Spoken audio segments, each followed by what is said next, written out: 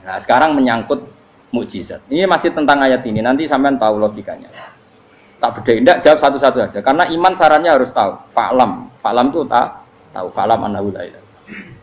Ketika sekarang telur, saya memberitahu misalnya, "Hen, telur ini jadi pitik cara kowe mungkin to?" Ayo jawab satu-satu. Mungkin kan? Tapi pertanyaannya, saat telur menjadi pitik kemudian mungkin dan ayam ini bisa terbang, bisa selingkuh, bisa punya anak turun. Itu menjadi mungkin itu kan kamu pun tidak ikut menciptakan. Ikut gak kamu menciptakan telur menjadi ayam? Tidak kan? Kan di luar kudrah kamu, di luar kemampuan kamu. Tapi kamu bilang itu mungkin. Ada onta yang buting, yang sudah hamil sudah. Kamu bilang nanti onta ini mau punya anak dan anaknya nanti bisa jalan seperti induknya. Kamu katakan apa? Mungkin. Tapi saat Anda katakan mungkin, Anda ikut menciptakan enggak? Enggak kan? Tetap itu kudrahnya Allah. Tetap itu. Maka para nabi itu tidak tahu bedanya antara onta yang keluar dari indukannya dan keluar dari batu. Itu syaratnya jadi nabi, syaratnya jadi wali. Nah, saya kira ono nabi. Makanya Nabi Soleh ditakoki, bukti nak kudrahe pangeran ubi. Lah kamu minta apa kata Nabi Soleh? Silahkan ada onta keluar dari batu itu. Nabi Soleh bisa. Ya tenan terus onta keluar dari batu. Terus kaumnya gawok.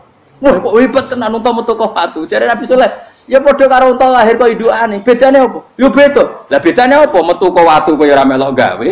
Metu kok indukane ya kowe ora melok gawe. Bedane apa? Tapi tak temu kena hijab, ngono niku ana bedane. Cara nabi-nabi ora roh bedane. Lah kula termasuk warasatul anbiya ya ora roh bedane cara. Waras utek kula niku waras. Lha iya misale kowe cara iman seperti itu yakin dadi wali. Wes amatir-amatir lah, wali swasta lah, pokoknya wis dadi wali. Jadi manusia itu lucu, sesuatu yang dia pun tidak bisa, iku sok bedakno. Kalau telur menjadi ayam mungkin. Sapi keluar dari indukan mungkin, biji padi menjadi padi besar mungkin, tapi nak watu kok jadi biji padi mukhal. Lo saat yang dikatakan mungkin itu apakah manusia ikut memberi? Tidak kan? Ikut menciptakan? Harusnya kan tetap bilang, yo aku menyaksikan itu karena ada kekuatan X yang menciptakan itu. Harusnya dia kalau mau konsisten kan, saya tidak bisa menciptakan telur jadi ayam, tapi ada kekuatan lain yang menciptakan. Dan saya tidak bisa. Jadi telur keluar dari ayam ya kita tidak bisa menciptakan. Sapi keluar dari indukan ya kita tidak bisa menciptakan. Termasuk untanya Nabi Soleh yang keluar dari batu besar kita. Makanya semua Nabi itu tidak tahu bedanya. Itu bedanya Nabi sama enggak Nabi. Makanya Nabi itu tenang ya, masyhur. Ketika perang Khandaq, Nabi itu kelaparan. Kemudian Jabir datang, ya Rasulullah, istri saya menyiapkan makanan untuk orang 6. Karena kambingnya hanya kecil. Maka hanya orang 6 saja yang kau boleh datang ke situ. Tapi Rasulullah dengan santainya, ya ahlal Khandaq.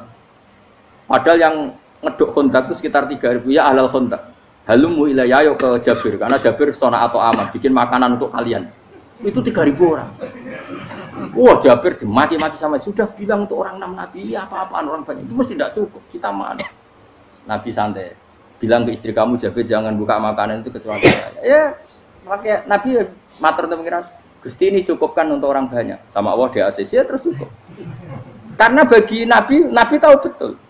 Sekarang ketika beras menjadi beras, apa dalam kudrah kamu, dalam kemampuan kamu? Enggak kan? Ketika sistem tubuh kita makan kemudian jadi kenyang, apa dalam kemampuan kamu? Kue muni mangan maknane sego bolebokno mulut, terus kue darani punya kemampuan makan. Apa setelah itu kamu mengendalikan sistem saraf kita, sistem urat kita? Enggak kan? Jadi Nabi ora roh bedane, justru itu jadi Nabi. Karena dia enggak pernah terjebak, Nabi enggak pernah terjebak oleh yang dili. Makanya cara pangeran wa ma min dabatin fil ardi wala ta'iri yatiru bi janahihi illa umamun amsalukum. Ketika orang kafir minta bukti kudrahe Allah iku apa? Kanjeng Nabi didono manuk. Lah manuk terbang bukti kudrahe Allah. Ya biasa mat manuk terbang, wis suwe nak manuk terbang. Bukti kudrahe ning ndi? Iku tekek wis emper. Lha bukti kudrahe ya kowe ora iso gawe kan? Tapi maksudnya wong kafir bukti kudrahe pangeran ku gawe unta kok watu. Lah bedane apa mau hale unta kok watu ambek kok indukane? Bedane apa jajan? Wong ibuke unta ya ngrasa gawe. Apa ibuke unta bisa menciptakan anakan unta? Kan tidak bisa juga. Manusia juga ada. Jadi itu wis cukup dadi kudrahe. Tapi manusa angger barang sering terjadi darani Mungkin. Maknanya mungkin, dek ini yang menentukan mungkin atau tidak. Padahal zaman mungkin pun dia ada ikut menciptakan. Ini lagi. Makanya itu kenapa Allah akhirnya bikin mukjizat supaya orang itu ingat kedahsyatan kudrohe Allah. Sebetulnya mukjizat itu tidak penting. Maksudnya tidak penting tadi untuk iman sebetulnya tidak perlu mukjizat. Makanya ketika Rasulullah SAW ingin nuruti mukjizat yang diminta orang kafir, Allah malah ngelingno inna fi khalqis samawati wal ardi wakhtilafil laili wan nar. Sajane ana langit, bumi, ada lautan, ada apa sudah bukti kudrohe. Nah sekarang mukjizat kok ngenteni unta keluar dari apa tadi? Batu, ngenteni Nabi Soleh. Lautan merah di sebelah tongkatnya Nabi Musa terus terbelah. Itu dari mukjizat. Kalau itu maknanya mukjizat karena manusia tidak mampu, apa manusia mampu bikin lautan? Kan tidak mampu juga. Kenapa itu tidak dikatakan mukjizat? Lagi-lagi karena wis kena mataul huruf. Paham jelas ya? Makanya kata Allah, saiki wong ora percaya hari kebangkitan. Alasannya masa manusia jadi tanah menjadi manusia? Memangnya manusia yang sekarang hidup itu dari apa coba? Sengkit nado melok pilek, pilpres, melok dukung mendukung itu memangnya dari apa coba? Dari tanah kan? Mestinya hari kebangkitan sejati ya sekarang ini orang-orang dari tanah sekarang berkeliaran ini harus go jalalan ngalor ngidul maknani. Itu yo kok lemah. Kemudian setelah jadi tanah mati orang engkar, wah ini nggak mungkin jadi manusia lagi. Padahal zaman sekarang jadi manusia itu karena kudrohnya manusia apa karena Allah? Karena Allah. Dan manusia sekarang dari tanah apa enggak? Dari tanah. Harusnya ya berpikir seperti itu. Kalau kudrohnya Allah bisa menjadikan manusia sebanyak ini dari tanah, tentu Allah tetap mampu nanti setelah jadi tanah menjadi manusia. Itu malah kula nu wedi urip nggih wedi tenan. Karena tadi dari hidup menjadi tidak tahu. Annasun wa idza matu tidak tahu. Kita semua punya tidur setelah mati baru karena baru tersadar. Makanya analogi itu penting, kias itu penting. Ya saya beri contoh berkali-kali saya menyontohkan. Sampean tak warai hujah ulama. Nanti pasti sampean taslim itu pasti nyerah. Kalau kamu disebut jeleknya oleh orang lain, kamu mangkel nggak? Mangkel kan? Itu Imam Ghazali gini, kamu tak kasih resep supaya kalau ada orang mengingatkan kejelekan kamu itu tidak mangkel. Apa itu resepnya? Misalnya gini, di baju saya ini, inna fi thawbika akroban wa hayatan. Di baju kamu itu ada kalajengking yang berbisa atau ada ular yang berbisa. Ada orang mengingatkan itu. Kamu terima kasih apa enggak? Terima kasih. Karena ada sesuatu yang bahaya di diri kamu, diingatkan, dan karena diingatkan itu Anda terus bisa menghilangkan sesuatu yang bahaya tadi. Sekarang kamu punya sifat hasud, sifat dengki, sifat riya, sifat-sifat yang buruk. Itu sesuatu yang mencelakakan kamu di akhirat.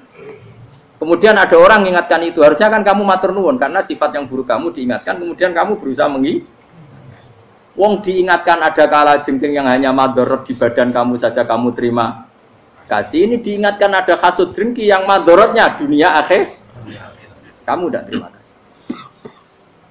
Jadi itu ulama dulu. Jadi kalau bikin hujah itu gampang sekali.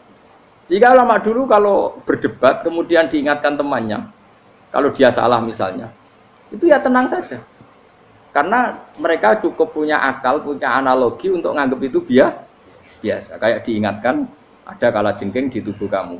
Kamu matur nuwun enggak sama ingatkan? Tadi saya ngaji sore, ngaji di sini cerita. Kila itu Imam Ahmad. Itu begitu mudah mereka iman sama Allah dan Rasul. Maka yu'minu billahi wal yaumil akhir falyukrim apa? Jaru. Kalau kamu iman sama Allah dan Rasul maka muliakan tetangga. Itu ada seorang ulama dipanggil tetangganya, ayo ke rumah saya. Setelah sampai, dah pulang saya tidak jadi butuh. Sampai di rumahnya dipanggil lagi. Ke situ lagi, dah pulang lagi saya sampai 3 kali. Itu si ulamanya senyum-senyum santai. Ketika pemuda tadi insaf dan minta maaf, kenapa Pak Ulama kamu kok tenang saja? Jawabannya enggak. Kata Rasulullah, saya disuruh hormat tetangga. Saya senang sekali bisa melakukan perintah Rasulullah. Jadi saya nurut kamu itu tidak ada urusannya dengan kamu karena perintahnya Rasulullah. Nangis pemuda tadi. Kalau kita kan enggak, gengsi dong, giambar. Ini kan kita gayanya muni sunnah Rasul tapi uteknya uji hadun nafsu. Nah kalau kamu sudah gitu, tak daftar udah wali, mbok KPU-nya oleh nyetujui mbok kapan roh tapi daftar. Saya ulang lagi, jadi kamu harus terbiasa dengan kias yang diajarkan Quran ya. Jadi ketika bibijian jadi pohon besar, itu pun kamu katakan mungkin. Padahal ketika kamu katakan mungkin, kamu pun tidak ikut menumbuhkan bebijian jadi pohon asam yang besar. Itu menunjukkan kudrohnya Allah. Artinya sebetulnya kamu hidup semuanya itu hanya menyaksikan kudrohnya Allah tanpa kamu memberi kontribusi. Kenapa kamu yang menentukan mohal dan tidak mau? Harusnya mau taslim, menyerahkan diri, nak kabeh mau nyekseni kekuasaane Allah. Itu sing dimaksud Quran apa ya tanazzalul amru bainahunna lita'lamu annallaha ala kulli syai'in qadir wa annallaha qad ahata bi kulli syai'in ilma. Alam raya dibikin variasi kayak gini mau tujuannya Allah supaya kalian menyaksikan kemampuannya. Warna jelas ya. Makanya ketika ada pangeran, ketika bumi yang sudah mati tak hidupkan dengan hujan, begitulah kadzalikan nusyur. Ya kira-kira seperti itu proses sesuatu yang mati menjadi hidup lagi.